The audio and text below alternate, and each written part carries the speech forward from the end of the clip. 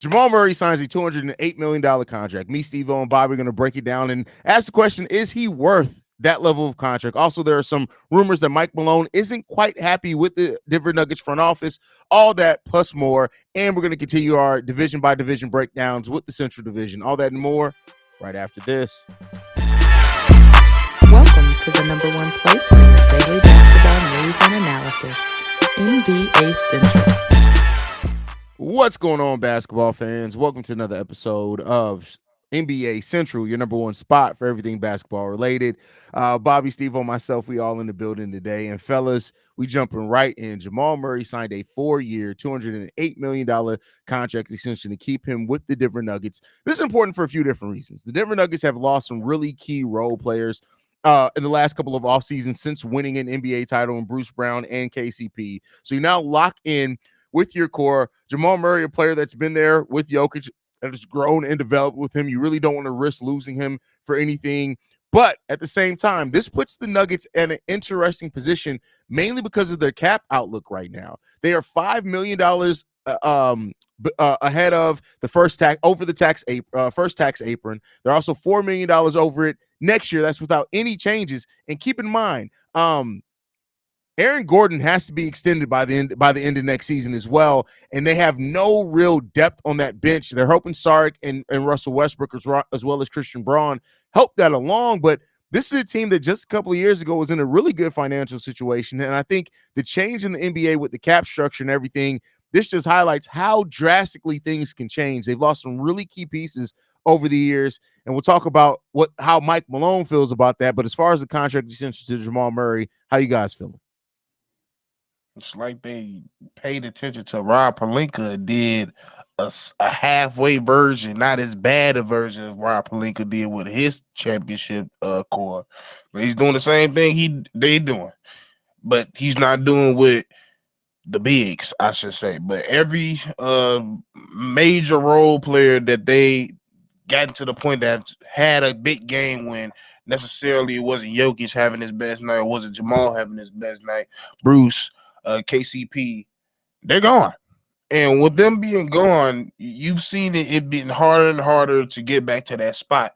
And just like how I compared to the other team, they lost JaVale, Rondo, Dwight. Once that core role players that made that team was gone, we seen that it's been a struggle for the Lakers. They're just about there, or they're almost there, or they're close, or they run into injury, but they just not as what they need to be back into the contending conversation. So I could see, like, we're gonna get into it like you said, but I could see why he kind of has a problem, because it's kind of crazy how you messed up the money situation in a matter of 2 to 3 years. That's a fact, and I'm right there with you. I think right here is just okay. Like, I feel like this is one of those moves to where they wanted to reward the player, who helped them eclipse a championship. I can't argue with a player trying to go get his money, but I'm on the side of Stevo and saying, what else? Because you're literally so top heavy. Injury can literally to either one of the four, the Joker, Murray, Gordon, and Porter. Any one of those guys go down, especially the your two guys that you're gonna lean on the most. And it looks like the Murray's been struggling a little bit, kind of up and down with his performances outside of what happened with the championship run. So I understand to give him the money, but it's still like to that point to what Stevo's saying, okay, what else? Because you literally placed yourself in a position where we say, we got this top four, and now we really, really, really have to hone in on player development so these other guys can come fill the void, because you're looking at this roster outside of the top four, Russell Westbrook, Christian Braun. I mean, I guess, but then after that, you scratching your head with the rest of this roster. So I'm with you. Rob Pelinka. It should be the equivalent to what this GM looks like today. And before you go, Haize, I don't see a world where they're able to keep Gordon. I just don't see it. I think this put the nail in it. Like, I don't see the money done at that point, because what he's done in his tenure with Denver, somebody's gonna pay him, and it's probably his last chance to get a big, significant contract. So he's gonna hunt for it. So I don't know if it's a. I say it's a 15 to 20% chance that he's a Denver Nugget next year. Whew. Yeah, I mean, I wish I could disagree with you, but like teams are avoiding that second tax, and part of the reason why the Nuggets are here and losing KCP and losing Bruce Brown is they didn't want to go into heavily into that luxury tax, and so the second tax apron being as penalizing as what it is, I can't foresee them wanting to do that either. The only way I could see them maybe keeping Aaron Gordon is if they move Michael Porter Jr. One of those two guys is Yeah, going one gotta go. to go. And Yeah. and that's just the way that it is. That's the new nature of the NBA now. Michael Porter Jr. is 26, whereas Aaron Gordon's 29 years old. So maybe you lean more towards Michael Porter Jr. But then again, Michael Porter Jr. has heavy injury concerns. That's actually something I was going to bring up about Jamal Murray with this deal, $208 million, which again, keep in mind, I know that sounds like a great number, but had he made an all-star team or something like that, we're talking about he easily could have gotten closer to 300 million with some of the deals that are given out here. It ends up working out to about a $10 million raise for him in that first year. He's going to be making 50, 53, and $57 million over the last 3 years of that deal, which is bananas. But when you look at Jamal Murray, he hasn't played over 60 games once since the 2018-19 season. That's a lot of money to give somebody who's on the court. When you look at since that season, 59 games in 2019-20, 48 games in 2020-21, 65 in 2022-23, and 59 last year in 2023-24. That's crazy money to give somebody who, I get it, he means a lot to that team. He's developed there. He stayed there. You guys held on to him at a time where a lot of people would have moved off of him. But that's not the greatest injury history. And, this is the thing. Not trying to make this a Chicago Bulls topic, but Zach LaVine has been considerably more healthy than Jamal Murray. And people talk about Zach being an injury prone player. But to also make them feel a little bit better, Dance Baby got 205 billion too. So this all I look at the conversation like David don't deserve no 205. I can have the conversation of Jamal earning or being worth a 205, regardless of the injury history. Desmond, with his injury history, ain't worth no 205, and he got that. It's crazy. That's fair. So, it's really like you said, for what deals are going out today, that's a bargain. They probably like you said, if he would have got an all-star, that's probably you just saved yourself 150 million. And it's risky though, overall, because they season ended in May? And Jamal Murray entered himself into the Canada Olympic team, and he was hurt during that time. From what was being, reported and rumored around that he was dealing with some injuries then after some substantial time off. So it's literally, and Haize, you ran off the amount of games he's played in the last few seasons. You might as well just lock in that he about to miss about 20 games each season moving forward. Because he only getting older. We'll see. I will see. But we got to talk again about stay on the Nuggets topic, because this came out via Zach Lowe says there are rumblings that the coaching staff and front office, or at least the head coach and front office, aren't exactly seeing eye to eye.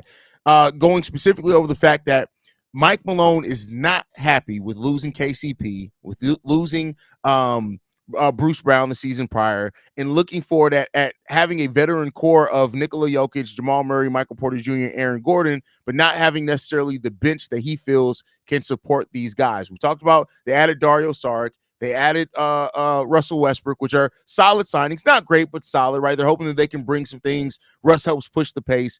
But they have a really young bench. Julian Strawther is one guy that's really young on this team. They're hoping is going to be able to step up. Christian Braun, another young guy that's shown some flashes. Nothing huge as of right now. And then they got they drafted who they drafted this season? Deron Holmes.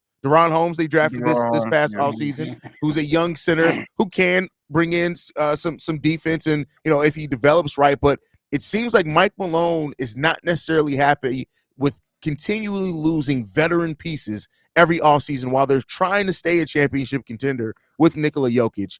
How do you guys feel about that? And that's why, Steve-O, that you was right on the money. Like, why would you put yourself in this position for the simple fact, like, bro, you literally have a Hall of Fame caliber player on your team. He's going to the Hall of Fame in Nikola Jokic, and he's Right. been relatively healthy throughout his entire career. But we know that when usage go up and age goes up, people start to break down. And right now, we know that how difficult it is, and with the changes, I understand with the cap space and all that situation and stuff, but Mm. those GMs are able to figure it out. Stop being lazy and figure it out. The Nuggets, y'all been asked for a very long time before you got Joker.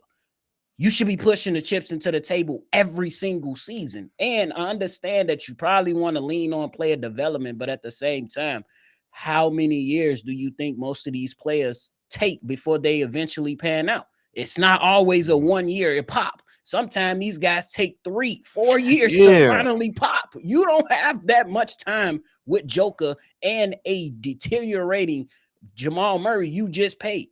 You don't have time. They screwed this up, bro. And I Yeah. tell y'all what, too. One thing, and I'll let you go in a second here, Steve, that Yeah. they got to keep in mind too is that I am concerned. I'm not saying that I know for sure because we'll see what happens. Money always talks, but I've heard rumblings. It's kind of pointed in that direction. Nikola Jokic has already talked about he doesn't want to be one of those players that's playing until he's 36, 37 years old. At the end of this contract, which ends of the 2027-28 season, which will have Nikola Jokic at 34, 33 years old, he That could nigga very riding well out for the walk away. Chargers. He Yes, could he very could. well look. I could completely see Nikola Jokic at that point saying, "All right, cool. I got a title, I, maybe two. We competed. I'll holler at you."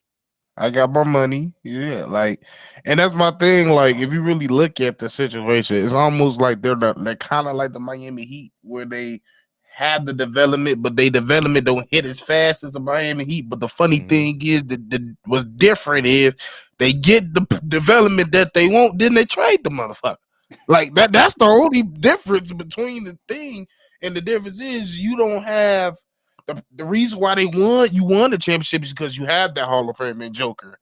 The problem is I don't necessarily know if Jamal is a Bam. Mm. You can lean more on the Bam more. We've seen, and there's still a lot of untapped potential with Bam. Plus, he's a forward. It's a whole different game down there. But when it comes to Jamal, you just added Russ. Like you said, you're going to have to make the decision between MPJ and that with Aaron Gordon. So yeah, you just kind of put yourself in a compromising situation. Like you just at the end of the day, you could have been like the Miami Heat, but you just made some significant moves and trades that probably put yourself in situations you didn't have to put yourself in. It's gonna be interesting to see how Russell Westbrook play with them with that second unit. I think that Russell Westbrook, depending on what the role is for that second unit, he could be big for them, but I don't think it's necessarily gonna be enough.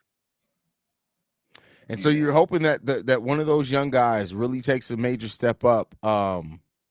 And we'll see. I mean, the different Nuggets also are a threat to make a midseason trade if needed for some of these pieces that'll be out there, which maybe the next episode we do, because I see a lot of teams that are potential giving up a lot of pieces at the trade deadline this year. This could be one of the more interesting trade deadlines. And so maybe we'll do that on Thursday night's episode. But yeah, I mean, overall with that, I mean, we'll see. Mike Malone, let me ask you guys this one question before we leave. If Mike Malone does get to the point of him being frustrated where he does decide to leave the Denver Nuggets, or they are in such a gap where they don't agree on the next direction for this team and for this roster, do you think that would that close the Denver Nuggets championship window, or do you think you can keep it open? I think the championship window is still close. open, but that motherfucker is like this open. Yeah. And it's closing, bro. It's closing for the Denver Nuggets. It is not just because I doubt what they could do with their top heavy squad, or I don't doubt what Mike Malone can do. But we've seen time and time after another, somebody that's not one of the stars has to fill in and have an impactful game and a meaningful game in one of those series to push the team over the top. I don't see that type of player on this squad right now. Yeah, Yeah. you know, a player that would have made a change, kind of almost, and not because he's a former Bull. The outlook of this Denver Nuggets bench, they should have went after hard after Derrick Jones Jr. I think that would have been a solid fit for him That would have been a Yeah. nice player to have off the bench for them. because Bomber said, he hell walked no. from the Mavs and took the money. Yeah, Yeah. That's what I said. Bomber gave him that bread and said, we lost everybody. Can you can you come help? You want to slide? We got LA weather for you. Yeah, but I don't know. Like it's going. I feel like that window or that door is more closing. It's like it's more closed than we realize. Like you said, you got Timberwolves on the rise, OKC on the rise. We don't know what John Morant gonna come back and look like, and that team gonna look like. So Mm. there's a lot of pieces in the New Orleans. Like it's a lot of people that's coming, and I don't know. Y'all they to me as of now how many years left? 3, 4 on that contract for Jokic? it's 3 2027, 28, so 3. 3. I'm looking like After this 4 season. years. They got about 4 years to get as much championships they possibly can until this wraps. I'm with you. Yeah, I don't argue with you at all there. I guess we'll see y'all. But all right, let's move into the next topic that we do got here. I want to talk a little bit about the Brooklyn Nets. So the Brooklyn Nets came out that they are heavily considering trading Cam Johnson, Dennis Schroeder, Dorian Finney-Smith, and Bojan Bogdanovic over the course of this NBA season. No real surprise there. Also sounds like they have a very high. The GM Sean Marks has a very high asking price for Cam Johnson. What do you guys think about the Nets? Who, let's be clear, I just want to put this in perspective with the Nets. I get it; they're going to be very bad this season. When we did our division by division preview, when we got to the Nets, we all agreed this is going to be ugly basketball to watch, and that just is what it is. But when you look at how the Nets have maneuvered this, they went from putting together a super team that really didn't accomplish much. They turn around, they flip a lot of those pieces. You get in one of those deals, you get Mikal Bridges back, you end up holding on to him at a time you made it seem for 2 years like you were going to build around Mikal Bridges. You then turn around and flip him. You get more first-round picks back for Mikal Bridges than what you got for Kevin Durant in a trade.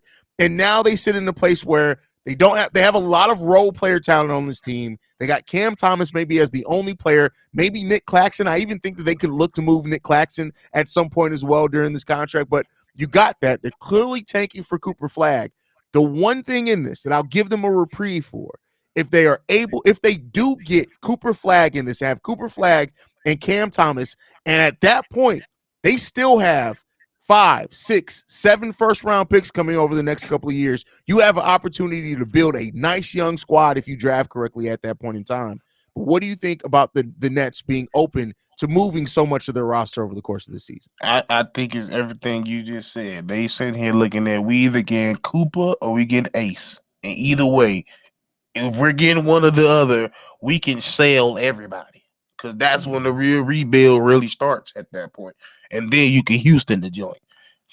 Pick out the pick because you're going to struggle because it's just Ace. And then after that, you're going to end up with a top pick anyway. Then you're going to end up with a top pick. Then you're going to have about, usually how it goes, you get about 3 top picks. And then you get you some vets up in here. Now you start making that push for contendership, then being an actual contender.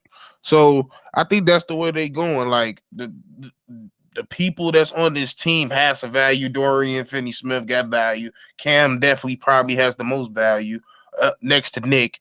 So yeah, like you could, like, even if you could keep Cam or you could keep Nick, but like I said, depending on who you get, like to me, if you get Cooper, I'm keeping Cam. If I get Ace, everybody can go. Because that's just how Ace is. Just Yeah. he's gonna score. He's gonna do what he's gonna do. So yeah, like, I think that's what they're looking at. Do it the OKC way. Do it the Houston way. For sure. I ain't mad at the whole idea of it. I think that right now they stuck in the mud, so you got to do something. You took a few swings over for the fences, and you missed on the Kevin Durant stuff and all that. And you had to maneuver. You had to pick a route. And right now it's all about the future. So I'm not even mad at the decision to try to move off these guys. Me, I'm just looking right in the face of Sean Marks. What are you made of, bro? Because everything that you have touched in your tenure, and as long as you've been here, it looks like it's gonna be okay. it appears that it's gonna seem like it's gonna work, and it absolutely goes to shit. It's a pile of shit every time you get a situation in your hands. So I understand and I do respect that the idea of trying to, you know what I'm saying, move forward and go after Cooper Flag, because you really should, because you don't have another choice, because you just absolutely are going to stink this year. But then it's also the man that's driving the bus, which is Sean Marks. That's who I'm looking at, because you can tank, you can draft all these people and have some talent, but if you ain't got the right people in place to help change the culture and then develop the guys that's coming through your building, it's all for nothing. So I do love the idea, but I gotta question Sean Marks moving forward. And be looking for a coach. Really be looking for a coach around this time. For sure. Yeah, that's a fact. That's a fact. And the one thing about the Nets too, like they got tons of draft capital. They have up to, depending on how things shake out, 3 first-round picks next year in one of the deepest drafts that we're expecting. Only 1 first-round pick in 2026, but then they could have up to 4 in 2027, 3 in 2028, 3 in 2029. God. And another thing that they've done well in this, again, not going to win a lot of basketball games. One thing when you're not going to win and you're actively tanking, if you can avoid paying bad contracts as well, after they're over the luxury tax this season, but next year, just going right into the next year, they will be let me make sure I got this correct. Give me 1 second. I get cross-eyed sometimes. They will be $85 million, $110 million beneath the salary cap in this offseason. So they've cleared the money. They've cleared the bad money. They got a ton of draft picks. Yeah, you got a bunch of role players on this team, but you got role players that are also movable to where you can get some more assets back. The Nets are in a position to where they can do the real rebuild the right way. It just is going to be an ugly handful of years for that fan base, but you have a much brighter future when it's all said and done. So I agree with you. And I think the key point is you got to find a coach that's willing to stick it out, and you got to allow your coach to stick it out through the rebuild. Yeah. Sam Cassell. Look at him. I don't want to look at Sam Cassell. That's an ugly motherfucker. He's facially challenged. I said them, not us. Okay, that's fair. That's fair. That motherfucker do look like he about to sneeze every time you look. No, Sam Cassell looks like he's mid-transformation into, like, you remember the original Super Mario Brothers movies, the little alien heads, they had the small head, the lizard head people. He's like mid-transformation to that every single time. Man, say mid-transformation. Man, it looked like God just grabbed some clay and wasn't finished. Like, they ain't finished the pottery. That is hilarious, bro. When they find in 100 million years from now, when they find Sam Cassell's skeleton, they're gonna be like, what kind of human was this? This was a human shark hybrid. What creature? Look at this creature. His teeth is by his nose. Funny as hell. Oh man. All right, let me stop. We just turned it into a roast session. Last time before we get into the division breakdown, the final one that we have, Robert Williams reportedly has a higher trade value than DeAndre Ayton. Now, I initially saw this and I was like, what sense does that make? Robert Williams is not and cannot stay healthy to save his life. DeAndre Ayton is a player that, while you have some doubts about how much he loves the game of basketball, he's still a player that has averaged over 20 points at times. He actually finished last season very strong over the last 2 months of the season, averaging almost 23 points per game over the last 2 months of the season. But then I started looking at the details of it. Robert Williams, while 27 years old, and yes, he has injury concerns, we know what he can be defensively, and he's only on a $12 million contract this year and a $13.2 million contract in 2025-26. That's basically mid-level exception money now. So the thing that I want to throw to you guys on this one, are you surprised that Robert Williams may have a higher trade value than DeAndre Ayton? And do you think that he could help a team next year as long as he can stay healthy for the playoff run? I'll throw out a team. The New York Knicks, if they can get Robert Williams, he can do a whole hell of a lot for them on their playoff run next year. Knicks move, too. Yeah. That's definitely a Knicks move. First of all, if I'm DeAndre Ayton and I'm hearing this, at this point, I'm start the RV business. Start a cleaning RV business. You ain't got to start. You got to use a step ladder. Start cleaning RVs. No, that's crazy. If as me being the former #1 overall pick, and I have a lower trade value, and I'm already on a don't give a fuck team, over a motherfucker that just not only obliterated his knees, his whole lower body is shit. He got a better chance of getting traded than me. Like, damn, that tells me a lot about my game. But to answer your question, there's a ton of people, especially contending wise. If he could give me 60 to 55 games, there's a lot of teams, like you said, the Heat, the Mavs, I can see it. Who else? Phoenix, I can see him going over there helping on defense. It's a quite few teams that I can see, but am I surprised?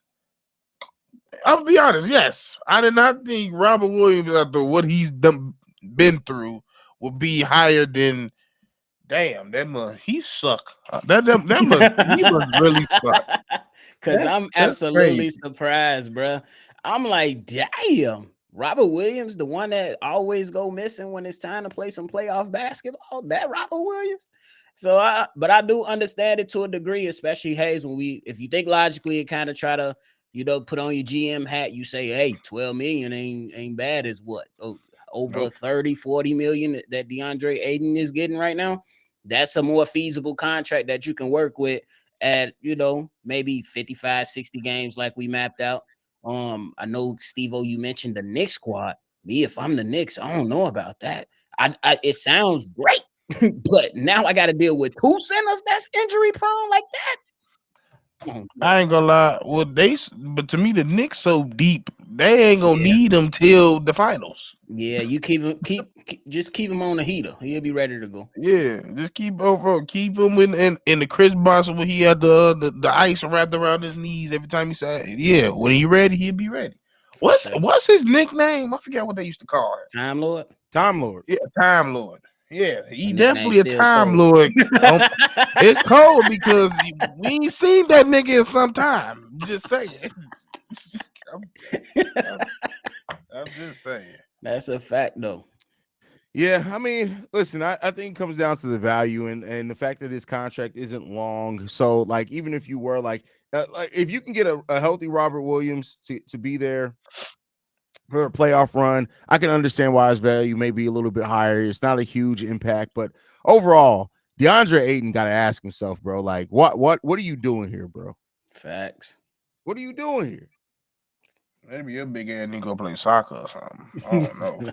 Bro, DeAndre Just go Ayton, dominate Taiwan. Fuck it. Could you imagine if you had Right. DeAndre Ayton and Ben Simmons on the same team, bro? Oh, God. That's a headache every night. I'd smack somebody, bro. But all right, let's get into the division. Go ahead. I was gonna say Mexico will enjoy it. Mexico will. That's a hell of a show. Puerto Rico with Jose Alvarado. That is hilarious, man. All right, let's get into this division by division breakdown, y'all. Central Division, the last division that we got left, man. We made it all the way through.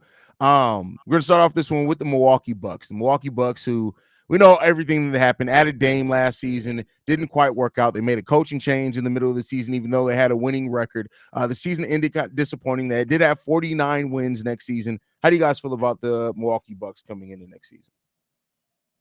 They old, bro. They are old team. They not really that fun to watch. I was excited about the Dame addition early on, but then it just seemed like Dame was like, why am I here? What's fun about Milwaukee? Milwaukee was so dry. Let me drive down to Chicago on during the week after I just played the game. But it's the Milwaukee Bucks is a interesting situation because I think if Giannis is healthy, I believe you're gonna always give him a shot. But I still think they far behind. Right now, as it currently stand, I'm gonna say they behind Boston. I'm gonna say they behind the Knicks. I'm gonna say they behind the Cavs. I'm gonna say they behind the 76ers. So right now, at least they top 5, top 6 in the Eastern Conference, and that's just simply not good enough. And it goes back to what we said early on with you got to invest while you got your star.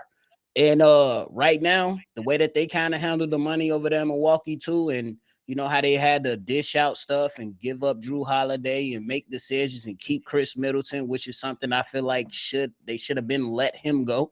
In my personal opinion, they should have kept Drew in my evaluation. But right now, this team is kind of hovering in a place that they don't want to necessarily be. That's fair. This team got old quick, didn't they? Like, Yeah. Real quick. Go ahead. No, go ahead. No, I'm just saying they just got old real quick, and it's funny that they just, like Giannis just had this conversation like, if we ain't trying to win, I don't want to be here.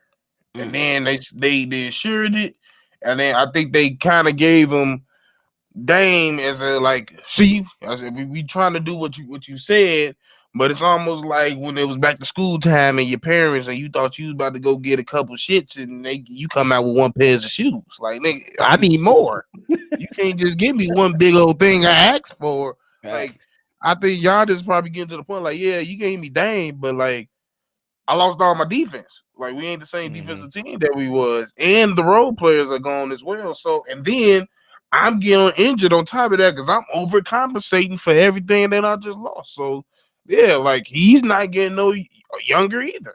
So, yeah, that GM over there got to find some ways to get some more production over there from some role players. Like Jerp said, like during this time where it might be one of the most active trade deadlines, they better be one of the most active motherfuckers. However you do it. Yeah.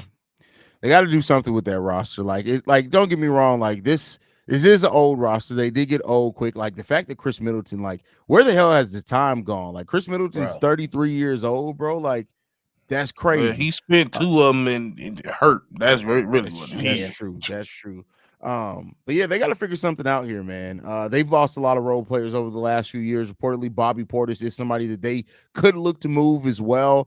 They did draft Tyler Smith, who's a guy that, you know, could maybe bring some of those things that Bobby Portis brought, but he's 19 years old. So, you know, that will be going considerably younger. But ultimately, I look at this Milwaukee Bucks team and I say this is going to be a team that probably wins its fair share of regular season games, but I just still have no faith in them to be able to make a deep run in the playoffs.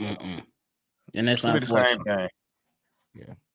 So, all right, next up in the Central Division, the Cleveland Cavaliers. This is a team that's completely doubled and tripled down on their core. They have locked everybody that's in this core into long-term contract extensions. Doesn't mean that they're all planning on keeping all of them. Sometimes the teams do that to then move on, get the player the money they want, move on from them later. But you look at the contract extensions they've dished out this offseason to Evan Mobley, to Donovan Mitchell, to everybody. You get a contract extension. You get a contract extension. Everybody got paid. They even re-signed Tristan Thompson this offseason. What the fuck? I seen that too. So how do you guys feel about where this Cleveland Cavaliers team is right now? I feel like they're gonna be a good regular season team, but the problem still comes down to in the playoffs, can Donovan Mitchell get others involved? Last time we seen these guys in the playoffs, you kind of seen Darius Garland fade off and pushed off to the side. You didn't see much of Evan Mobley when we thought like, damn, bro, Evan Mobley has all the talent in the world. Where's the breakout? Then we kind of feel like Donovan Mitchell was kind of holding that back because of the lack of facilitation and the high usage that he has on the roster. So I think they're going to be in a good spot. I believe they will finish in the East top 4 for sure. It's just that I believe the same issues are going to arise in the playoffs when it comes to how functional is the backcourt and how well can you get others involved and then lean on Evan Mobley, because I think that's the guy they got to figure out. He has to break out and be able to provide them with something in order for them to move forward. But that's going to come with Donovan Mitchell taking the back seat a little bit, but it ain't happening. Yeah. And this team gonna be fighting between 4 and 3 for the next 5 years as long as Evan stays this way. That's all I gotta say. That's how I feel about this team. I don't feel like they're gonna go and get any better unless Evan breaks out. If Evan don't break out, they're gonna be number 4 for the next 5 years. Do you think that if this team doesn't see the success that they want to, whether it's at this trade deadline or in the offseason, do you think that we could start seeing them maybe move on from a Jared Allen, move on from one of these players to break up some of this and then go in a different direction with their roster? I mean, with them moving on the way they did with Laurie, like, I wouldn't say they shown that they haven't or they were not willing to move on when it's time. Because even though I would think that was their best chance of winning anything was with that core, I feel like they may have moved on from that too quickly to go get a Mitchell. But hey, that's hindsight. But yeah, like it's possible, but like yeah, like they haven't really shown me that they will or they won't. So yeah, it's possible. Oh yeah, it's Yes, sir. absolutely possible. I think it's gonna come down to a decision in that backcourt at the end of the day. I think that's what it's gonna come down to because the GM Kobe Altman, he put together a decent team. When you talk about the guys that they re-up on, and then you look to the bench, you say, "Damn, I got George Niang, solid role player." You know what I'm saying? We got Max Strus, solid 3-point shooter. Imani Bates, young player. We'll see what he turns out to, but we do know he can score the damn basketball. We do know that, but it just come down to the play of the backcourt for me. That's fair. That's fair. I guess we'll see. I don't know how to like. I think again, much like I said with the Bucks, like this team is going to win a bunch of regular season games. They're going to be close to 50 wins again. I think next season, but I just there's something about this roster that just doesn't fit, and I don't know if they can find a player that can kind of be the glue to make this fit a little bit better, or it's going to have to come via moving off somebody. But either way, I think that this is probably the last season. You want to take advantage of having everybody locked in. If it doesn't work, I think you got to look to make a major move this offseason, this I upcoming Yeah, agree. offseason. because like we said, I think we all can agree that we got higher hopes for Orlando. Oh I yeah, would say yes. Orlando for sure. Yeah, for sure. Orlando's going to be a nice team, I think, this year. So, um, next up are the Indiana Pacers. This is a team that finished with 47 wins last year. They made a big trade, bringing in Pascal Siakam. They never were quite healthy after bringing in Pascal. I don't think Pascal, if I'm not mistaken, Pascal Siakam and the guy that I like, Benedict Mathurin, were never on the court together. We never got to see them at the same time because I think Ben had got hurt at that point.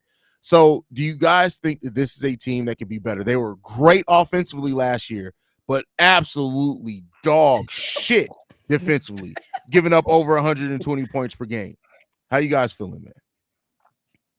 It's gonna be the same thing. Yeah. It's pretty much gonna be the same thing.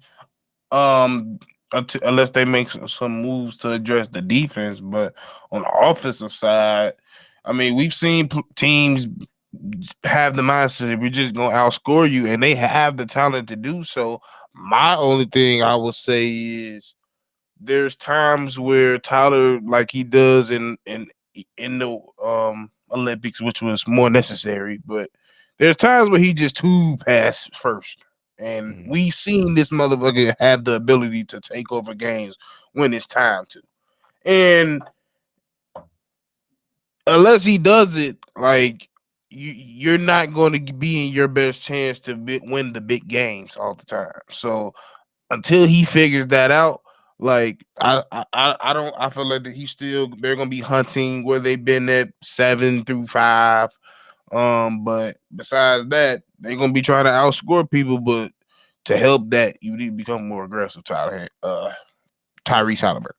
Yeah, and just to add on to that point, I think that you can go out there and outscore some people, but we seen those championship teams or those teams that at least made a decent push in the playoffs at least be middle of the pack in defense to where you can at least stop somebody sometime because all those shots they're not gonna always fall for you. I believe they're gonna be well coached. Rick Carlisle, hell of a coach, and he showed that he can coach the hell out of this team, and I believe he turned them around fairly quick. Yes, they have ways to go. I'm with Stevo 100% when when he says they're gonna be at the kind of like that 6-1 down spot in the Eastern Conference. That's how I'm looking at them right now. They could very well surprise me. You know what I'm saying? Especially when you get some more chemistry with the guys that's on the squad that you picked up last season, and then how you gonna move into this season. So we'll see. All right. It came down to it. We're here. Chicago Bulls. How are we feeling about the Bulls season coming into it, man? Man, y'all see the hats. Y'all know how we feel about it. But if I'm keeping it a buck, the Chicago Bulls are going to be interesting. But I don't think they're going to be interesting enough to get the 6th seed or anything like that. This right here is a play-in contending team. It sounds terrible. It sounds terrible, but they do have a lot of intriguing pieces. I think one intriguing piece for me right off the bat is the new addition, Josh Giddey, to see how he can work with Zach LaVine because Zach LaVine, he ain't going nowhere. And then I want to see if there's going to be some type of emergence from one of these young players. You know what I'm saying? But ultimately, I still don't trust Billy Donovan. The front office still gives me headaches every time I turn around in a circle. And yeah, this is a play-in team for sure. 30 to 35 wins on the season. Can I just say ditto? I mean, you can. Because like that is pretty much the same team. We're gonna be interestingly trash. Like it is what it is. I mean, and I prefer it that way. Like I don't want to be irritated because I know it's not gonna work, but we still fighting for something. But like, yeah, like we gonna be fighting for the play in. I'm interested, like you said, how Josh Giddey is gonna react and respond to what's his team around him, especially Zach Levine. I think to be what's crazy is, and I mean this with no being not sarcastic at all. I'm more interested to see like the battle of the rotations of the role players, because I really feel like these last these trades with Lofton, Liddell, and Taylor was like, yeah, motherfucker, Torrey Craig, Javon, it wasn't enough. Like we didn't look like a professional squad outside of the starters. That can't happen. So I think that's what I'm excited to see, because there was times where I was holding my breath, like my stomach hurts soon as the bench come in. Like I feel like this we might have a decent bench to watch actually. So that's my kind of thoughts on it. Maybe 35 games, maybe, I guess. Y'all are even more optimistic than me. I mean, I do have on the high end 35, but I was thinking more around the 30 range. Really That's what I was 29. on, like 30. Yeah, More so and 30 though. it really 29. depends on how, like, if it like Kobe. There's still interesting storylines. How good is Josh Giddey now that he's gonna operate mainly with the ball in his hands, like he was when he was best in OKC? How does him and Kobe White work together? Does Kobe White take his game another step next season? Do any of the young players, as far as Patrick Williams, Dalen Terry, Julian Phillips, step up next season? Because we're hoping for the Modest Bucilis, his rookie year. Like, so there's a lot of interesting storylines, but I see the Bulls playing a funner style of basketball, but I just don't see them winning a whole lot of basketball games. 26 out of our 39 wins last year were in clutch. We lost our best clutch player. It's gone. We ain't gonna be clutch because Yeah, and the guy that was on your defense that get what 3.5 deflections a game, He's and gone. Alex Caruso, he's gone. He's gone. So, and like, even then, your only bench production is gone through Devontae. He gone. Like we got a lot of dudes that what we had somewhat outside of our main dudes, they're gone. yeah, I mean, you're looking for a lot of players. Like Io's going back to the bench role. I like him as the bench. He doesn't get the deflections of Alex Caruso, but he's a solid on-ball defender, above average on-ball defender. He's not as versatile as Alex Caruso. I don't want to see Io playing no 4, but you got Jalen, you got Modest Bucilis, but then you got the veteran pieces here. Like, how do they fit? The ball-headed whole Javante Carter can't. He should not be playing at all. Another thing that I mentioned as far as storylines, the Lonzo Ball of it all. Like, what does Lonzo look like? Interesting. Coming back. So I'm with you. Yeah, we'll see, I man. truly forgot he was coming back. I'm not even gonna lie. Listen. Oh, I remember for sure. Until I see it, I won't believe it. I'm just gonna be. That's how I be, bro. That's how I be. I'm like, they be like, bro, get excited. Hey. I'm an atheist when it comes to Zoe. I feel that. Like, and here's the thing that I look at it and say, like, he's going to be on such a minutes restriction. He's not going to play back-to-backs, all these things. So even at the best case scenario, you're looking at seeing Lonzo maybe 16 minutes a game for about 55 games next season. At the best case scenario. That's crazy to me. I'm happy for him. Make no mistake. This isn't shit on him. I'm happy for him that he's doing something and trying to make a return to what he loves. Extremely happy for him. But as far as it up in the ceiling for this Bulls team, yeah, that's how I was, and I just thought that it'd be interesting to see him and Josh Giddey on the court, share the court for some time, just to see if it can work.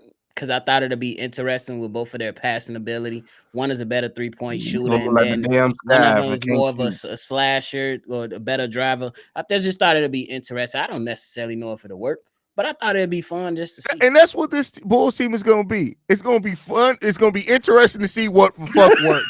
That's it. We don't know if it will. Listen, We don't know how well it'll work, but we just trying to see That's a what's fact. going to work. That's it. that shit gonna look like Lindsey Allen and Rachel Maddow at the end of a shot clock. Y'all just gonna be passing each other. Damn, I thought you was so good. Just doing shit. All right, last team in the division, last team overall as we go division by division, the Detroit Pistons. Hell, they in pure hell right now. Cooper flag. That is the analysis. Cooper flag. I'm serious. That's the analysis. Cooper flag. Hey, they might have to join it. I mean, they got some young talent that's on there. Now, I you know just what? don't know how good They it ain't winning. is. You know what I They mean? not winning. The, They the- not winning no the game. things they I like Cade Cunningham. I like Jaden Ivey. I like Ron Holland. I like Azur Thompson. I like Jalen Duren. I like a lot of the players on this roster. But then you look at it, this is a team that has Tim Hardaway Jr. and Tobias Harris on the same fucking team. You And can't the new tell me coach. you're trying to win basketball games when you have Tim Hardaway Jr. and Tobias Harris on the same team with Malik Beasley as well. Good luck, JB Bickerstaff. Hey. Good luck, bro. JB finna be stressed, bro. Not Yo. stressed. Stressed. That's what he's finna be, Hey, bro. if I'm what's Monty Williams, bro, he getting so much money from getting fired, it's ridiculous. I'm chilling. I'm chilling. You want me to come in the booth and talk sports? I don't want to coach no more. I want to go talk sports now. Shit. Man. Yeah, they best bet is Ron Holland is just one of them motherfuckers that we just didn't see coming. That's their only hope. Paul Reed. I like Paul. Hell no. I like him, but I don't. Ain't that the motherfucker from the Sixers? Yep. Yeah. Yeah, like I mean, he a nice def big man. They ain't winning no Yeah, but games though. y'all better go battle with Brooklyn for Coop. Yeah, man. I read an article the other day that was like it called the Detroit Pistons one of the teams that could go from a non-playoff team to a playoff team, and I was like, Really? playoffs? A Detroit nigga wrote that shit. We talking about playoffs? Who paid you off to write this article, my boy? That's the question that I gotta ask because, like, John Burr. Somebody called in them people. oh On the man, real, what? but yeah, so that's it. That wraps up our division by division. That wraps up this episode, fellas. Any thoughts, man, before we get up out of here? Ain't got nothing. Tune in. Hit that subscribe button, y'all. Appreciate it. Definitely. Y'all make sure y'all following us at NBA Central Pod. You can send us any feedback, questions, comments, concerns, NBA Central Show at gmail.com. Lastly, if you want to leave a text message and or voicemail for the mailbag, number to do so, 773-270-2799. We're the number one spot for everything basketball related. We out, y'all. This has been a presentation of the Break Media.